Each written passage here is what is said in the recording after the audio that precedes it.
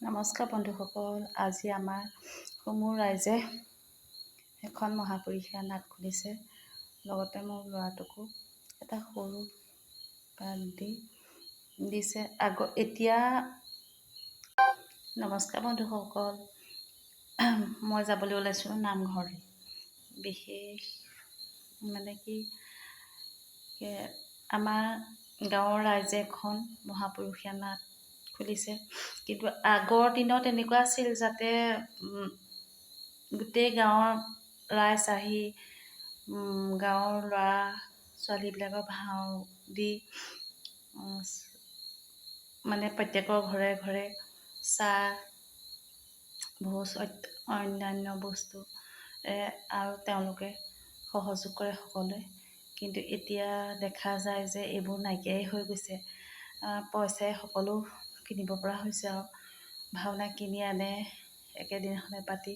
কিন্তু তথাপিতো যিটো মানে মনত ভক্তিভাৱ, সেই ভক্তিভাৱটো নাথাকে। লৰালৰিকৈ আহিলে কৰিলে গুচি গ'ল।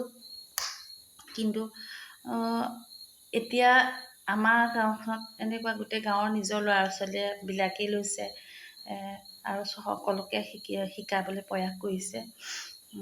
গাঁৱৰ বয়োজ্যেষ্ঠ লোকসকলে সৰু সৰু ল'ৰা ছোৱালী তাৰপৰা প্ৰত্যেকে চাহ দি প্ৰত্যেক দিনাখনেই আজি আমাৰ ভাগত পৰিছে, আজি আমি যাম। সেই গতিকে আপোনালোককো জনাইছোঁ যে নিজে কৰি মাহজোৰা কাৰ্যসূচীৰে ভাওনা ভাগ কৰি বৰতে থাকি যিখিনি মানে এটা নিজৰ ধৰ্মৰ প্ৰতি এটা বৰ ডাঙৰ বিশ্বাস এটা আহি যায় যে আমি বইল খাওঁ যোনদিনাখন আমাৰ ভাওনা থাকে আগৰ দিনত। এতিয়া দেখিছোঁ বহুতে খাই বৈও ভাওনা কৰে। কিন্তু সেই ভক্তিভাৱটো আগৰ যিখিনি পুৰণা গাঁৱৰ ৰাইজে কৰে, তেওঁলোকৰ যিটো ভক্তিভাৱ, এতিয়া বাহিৰৰ পৰা অনা ভাওনা এখনে সেই ভক্তিভাৱটো নাথাকে। কাৰণ